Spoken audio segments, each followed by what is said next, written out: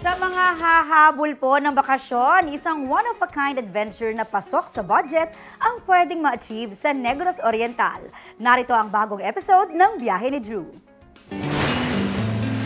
Kung minsan, nasa tabi-tabi lang ang mga simpleng bagay na makapagpapasaya sa atin. Para sa adventure lovers, pambihirang biyahe na abot kaya.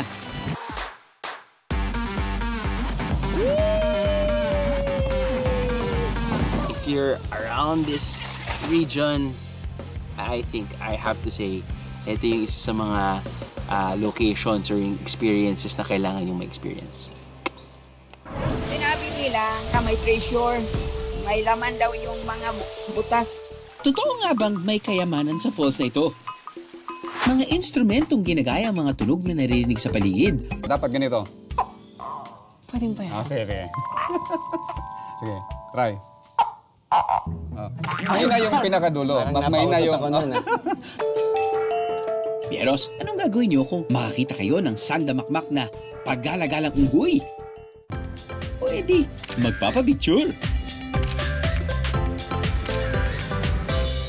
Ang simple joys in life, matitikman pa rin sa luto ni nanay. Meron din dito mga kainan na hindi mabubutas ang inyong mga bulsa. Kahit mag-price increase yung pilit or the tabliya, ganun pa rin ang mababa lang. Pagmasa kasi yung yung sa palengke.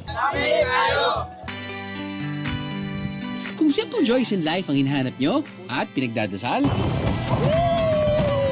tara, biyahe tayo sa Negros Oriental.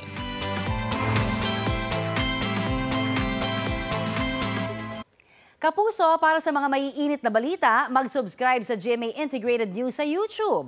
Sa mga kapuso naman abroad, subaybayan nyo kami sa GMA Pinoy TV at sa www.gmanews.tv.